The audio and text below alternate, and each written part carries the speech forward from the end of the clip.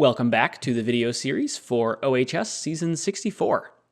This round is the beginning of the playoffs. It is the quarterfinals, and I have a lovely, easy matchup against the top-ranked player in the world, Kevin Dola. This round, the map is Chronicle. We'll take a look at that in a minute. And I have the choice of who picks first, so then Kevin has the choice of who places first after that. Let's take a look at the armies to get a feel for what we're looking at here. So if you've been watching the video series, you already know my armies, so we'll take a look at Kevin's. We have a Vark build from Kevin as well. Always nice to see Varks, I do love that. That Vark build has the Quick Blades instead of the Dark Claws, so switching out the 3-person unique squad. It still has Arctos, and then it has a different pairing of heroes from what my build has, obviously. Van Nessing and Kolbjorn. Van Nessing has some interesting tech where you can put one order marker on him a lot to get the X in, very similar to what you can do with Heracles, who we'll see here in a moment. And then Kolbjorn lets you do some fun order marker shenanigans, where you can use Kolbjorn with Hunters as almost a Rygarn-like option, to where you can set up your order markers to give yourself a few options to where Kolbjorn can move an order marker around once per round. So a little bit of nice tech there that you can use. The other army that Kevin brought is Heracles and 3 squads of Shades of Bleakwood. This is a cool army. I actually really like this one a lot. I spent a long time trying to figure out whether this was better or worse than the Vark builds on this map. I don't think it's clearly apparent at all. I think the interaction there between that build and Varks is really cool. Heracles is obviously great into large and huge things, of which basically everything here is. Both of my builds are all large and huge, and Kevin's other build is a bunch of Varks, so lots of big stuff there. And then Shades of Bleakwood are pretty bad into anything with reasonable defense, but they do have the chance to steal a hero, which obviously if they pull it off, they're probably going to win the game. So a little bit of high variance there in terms of what the Shades do. The glyphs on this map are Dagmar and Wannik. So in terms of how these armies match up into each other, I still think my Vark build is a little bit stronger than my Death Chasers build. So all things equal, I'd rather have the Vark build. In terms of Kevin's armies, I think my Vark build is superior to Kevin's Vark build in terms of raw strength. Dark Claws are just a little bit stronger than Quick Blades, and Master of the Hunt is also quite good into the heroes in Kevin's build, Kolbjorn and Van Nessing. The real interesting question here for me was, how does my Vark build, or Kevin's Vark build for that matter, do into Heracles and Shades of Bleakwood? And to be honest, I'm really unsure. I tried to run through a few versions of that in my brain where I opened Heracles into it, where I opened Shades into it, where I tried to mix order markers into it. It's quite interesting. I think that Heracles on a lot of maps actually is going to end up being the favorite there. However, this map does have Dagmar, and I think that that's a real big problem for Heracles, because it's going to be tough for a Heracles opening to control Dagmar from round 1 going into round 2, and it's going to be very easy for either Vark build or the Death Chasers build, for that matter, to control Dagmar in the same way. Which means that if they're able to put any reasonable number of order markers onto Heracles in round 1, the order markers on the Heracles Shades army going into round 2 become a real pain. Because if, say, Heracles already has 3 wounds on him, and you're probably going to lose initiative 83% of the time, well then what if Heracles takes like 4 wounds? He's alive, but he's only going to get 1 order marker off. So you can probably only put the 1 and the X on him in that case, which means that you're just not getting that much value out of Heracles, and he's probably not going to clear enough of the Varks to leave the Shades in a reasonably good spot. The Shades into just the heroes is probably fine, but the Shades into like 3 to 4 members of the Vark squad left with the heroes is going to be tough, because that's just a lot of offense that can mow down the Shades quite quickly. The one thing I will say about the Shades build is that on this particular map, which I'll get to in a second, the Shades can actually get to all of the best hided spots and the glyphs all in one move, which is pretty nice, but I think that Dagmar is just going to still overcome that in this matchup. So what does that lead me to do with my choice of who picks first? Well, if nothing was banned, I would just take my Varks build. So what happens if my Varks build is banned and I'm picking first? Am I okay with that option? I think I am. I actually think that if my Varks build got banned, I would have taken the Shades build with Heracles. I think the Shades build with Heracles is surprisingly good into my Death Chasers build. The Death Chasers build really doesn't have a lot of defense for those Chasers. It's only 6 Chasers and 2 to 3 defense depending on Narek. And that's a spot where Shades can actually get kills. And if Shades can get kills on Death Chasers, Heracles has a pretty good matchup into all of those heroes. Adalbern's only able to hit him with one 5v5 a turn, and Heracles is returning fire with attacks of 7, 2 of them at once per round. Narak's obviously going to get trounced by Heracles. Sonolin's interesting. Sonolin could put a lot of wounds on Heracles, but Heracles is going to pummel Sonolin so hard. If he gets the double attack off, he could just kill him in one turn, and that's just pretty brutal. So yeah, those are my thoughts. If Kevin had banned nothing, I was going to take my own Greyspear build, and if Kevin had banned that, I was probably going to take Heracles with the Shades, although I would have had to study the map a little bit more to see Heracles versus Kevin's Varks. But I was a little bit surprised, and neither of those options happened. Kevin actually banned my Death Chasers build, which surprised me a little bit, but when Kevin's the one making the decision, I generally feel like I'm the one missing something. So I'm quite curious as to what y'all's thoughts are on that specific sub-matchup, because I didn't think the Death Chasers were that good into really anything but maybe Kevin's Vark build.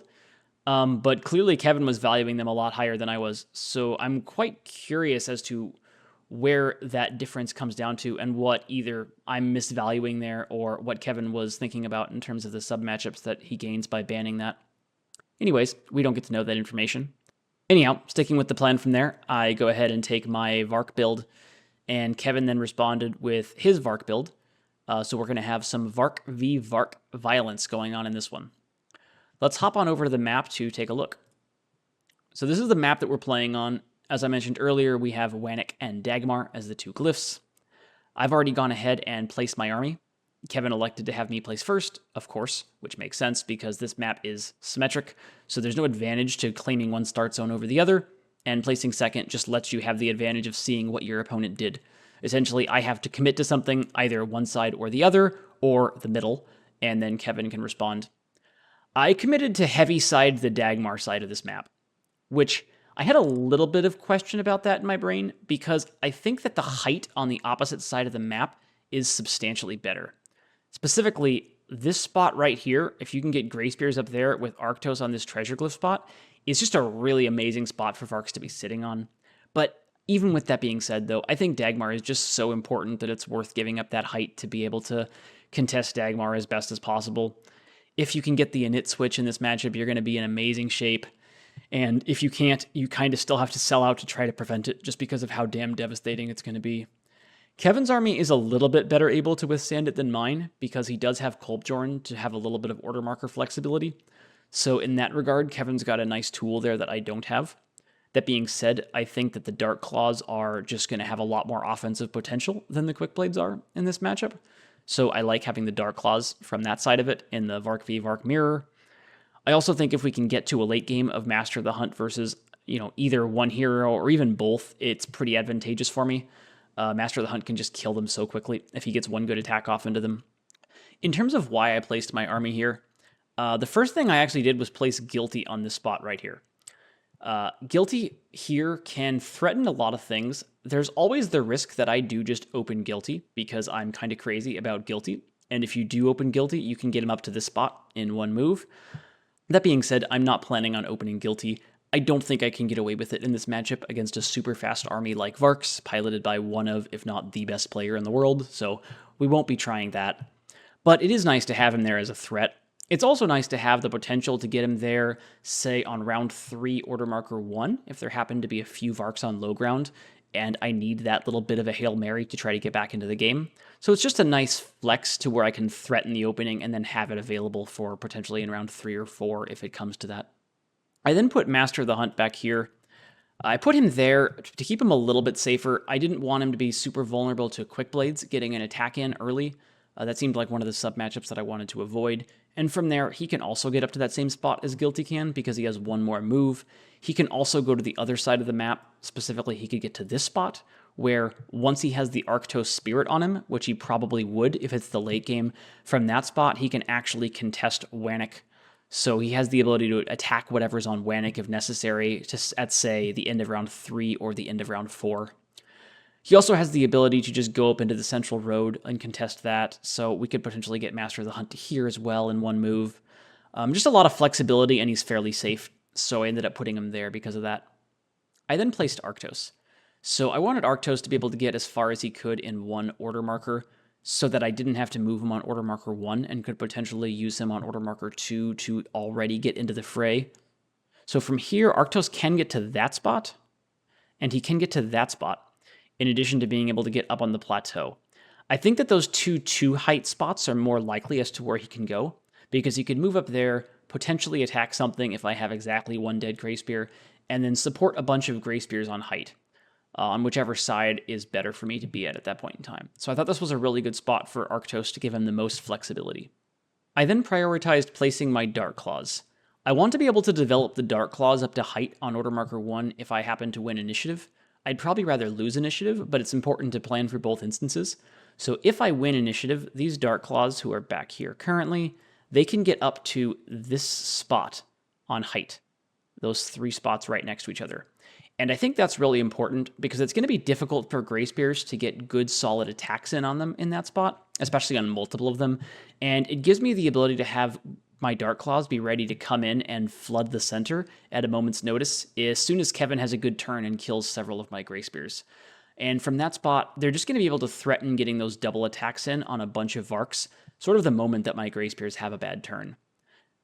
Lastly, I then fill in with my Gray Spears, which are, of course, the core of this army. We've got these 4 guys, and they can all get up to reasonably good heighted spots, so depending on what I want to do, I can put the Dark Claws where I already put them, and then do the Gray Spears up here, with the last one maybe off to the side here, or off to the side here. Alternatively, I can have one of the Dark Claws back up a spot, and potentially have that last Gray Spear up here. So there's just a lot of options there, where they can all get up to reasonably good heighted spots, as well as with the Dark Claws from where they're at here. So that's the plan. If I win initiative, I'm going to rush the Varks up to that heighted spot, because if I do, it's then pretty difficult for Kevin to develop his Varks towards Dagmar. Because anywhere they go in that direction, I'm then going to be able to get the first strike with my Gray Spears into his Gray Spears. Despite Dagmar being there, winning initiative and getting to height first is actually worth quite a lot here. The more I think about it, I might actually want to win initiative. I'm not really sure. It is interesting, though. You lose the best chance of the initiative switch, but you're going to claim the Dagmar height so much more clearly. Either way, we don't have to worry about that. It's out of our hands. All we have to do is have a good plan for both winning and losing initiative, which I think this is, and we'll see how it goes. Dagmar is going to be a massive part of this game. This opening is going to be fast and bloody. I'd be surprised if either of us have a ton left by the end of round 2, but find out. You never know. It should be a fast game of Varks. If we trade pretty evenly with Varks, then our heroes are going to have an interesting late game party to fight it out with. If one of our Varks has a really good opening and crushes the other Varks, though, then those Varks are probably just going to run through the other player's heroes and not give them much of a chance to do anything. So we'll see. I do like Master of the Hunt as an in-game figure. I do like what Dark Claws can do potentially late round 1, early round 2. So we'll see if I'm able to get value out of those pieces in that manner. Hopefully I can, but we'll do our best. See what the dice give us. Let's hop on into the game. Apologies for the busy screen here. I've been recording my games via OBS on my old laptop while I stream them on my main computer, but this time OBS crashed on the other computer during the game, and that recording was lost. So I have to use my streamed game for the produced version here instead of the recorded video like I've been doing. I went with all Gray Spear order markers in round 1, which is a bit risky, but also has the most upside by far. Kevin's able to put only 2 order markers there, and flex the 3 to them if they're still alive via Kolbjorn, but I just kind of have to lean into the variance. I see 2 order markers on Grays, 1 on Kolbjorn, and 1 on Van Nessing, which is definitely the X. So Kevin is set up to be able to flex the order marker 3 to Gray Spears if they're still alive, or otherwise to Van Nessing to get that double turn in. Kolbjorn has an order marker, so he gets the free movement. I then lose initiative, and Kevin ends up bonding with Arctos and developing Gray Spears fairly aggressively towards the Dagmar side. Over to me, and my first order marker is probably my biggest decision point of the game, which isn't something you come across too often in Heroscape, but damn, Varks play fast. I have 2 real options here. I can stay super far back and hide as much as possible, waiting either 1 to 2 more order markers to come in and fight, or I can move up very aggressively to max height now.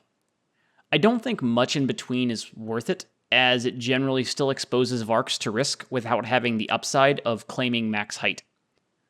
One thing about retreating is that I can't get both Arctos and the one Darkclaw back one space, so one of them would get hit on height by a Grey Spear, potentially, if Kevin comes in, which is an indication that having both of them in the front line might have been a mistake when I placed my start zone.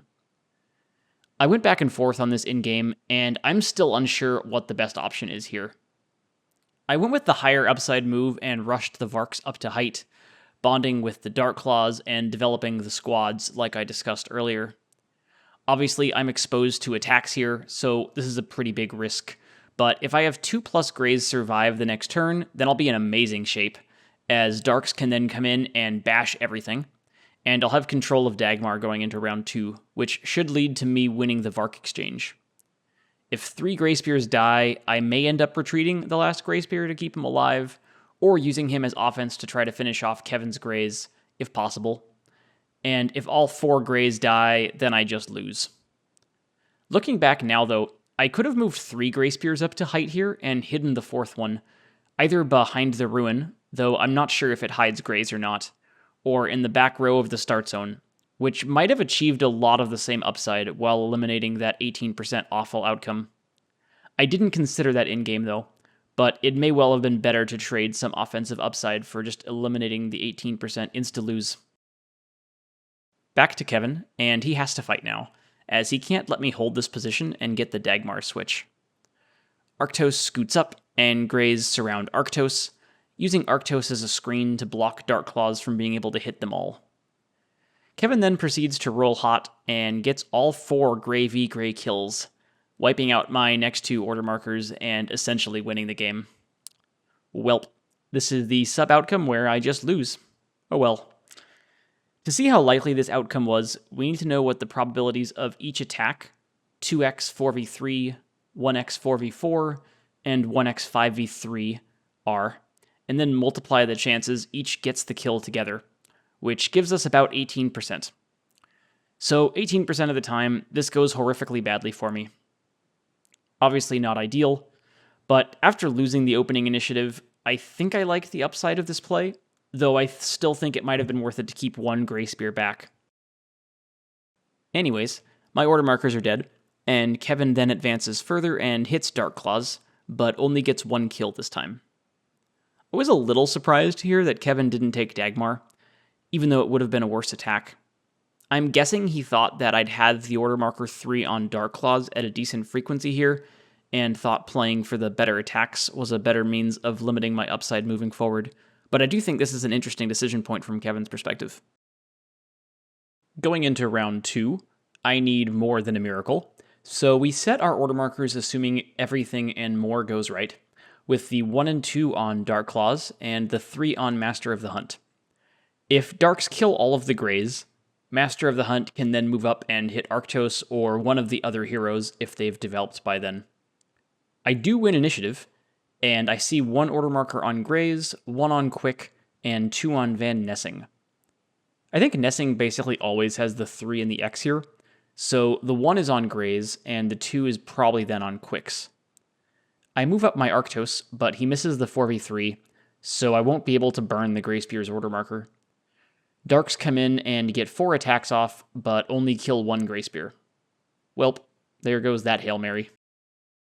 Kevin's order marker 1 is indeed on Greys, who bond with Quicks this time, and then kill both Darkclaws, which burns my order marker 2. Kevin's order marker 2 is on Quicks, but he uses Kolbjorn to move it to Greys, and his Arctos puts 1 wound on my Arctos, and Greys then finish off my Arctos, whose spirit floats over to Master of the Hunt. Master of the Hunt then takes height and hits Arctos, doing 3 wounds. Kevin moves Nessing up to the left treasure glyph with the double turn and gets Searing Intensity, which is not the treasure glyph I imagine he was hoping for. Going into round 3, we still need our miracle, so I put all order markers on Master of the Hunt, and see 2 order markers each on Grey Spears and Nessing. I do win this initiative, and I send Master of the Hunt to deal with Nessing, hoping to kill him before his double turn and gain access to the glyph. I put 3 wounds on Nessing this time. Kevin's order marker 1 is on Greys, who bond with Quick Blades, who put 1 wound on Master, and Greys then miss all 3 attacks on the Master. The 4 out of 5 roll you see was a misclick, as that Grey Spear didn't have height, so it got rerolled. Master takes the LEA, which misses, to get height on Van Nessing, and I do kill him this time. I made a mistake here though, and I should have put Master of the Hunt here instead, 1 space up, to be out of range of the Arctos boosted Grey Spears in order to force Arctos to bond instead of the Quick Blades if Kevin wants that boosted attack.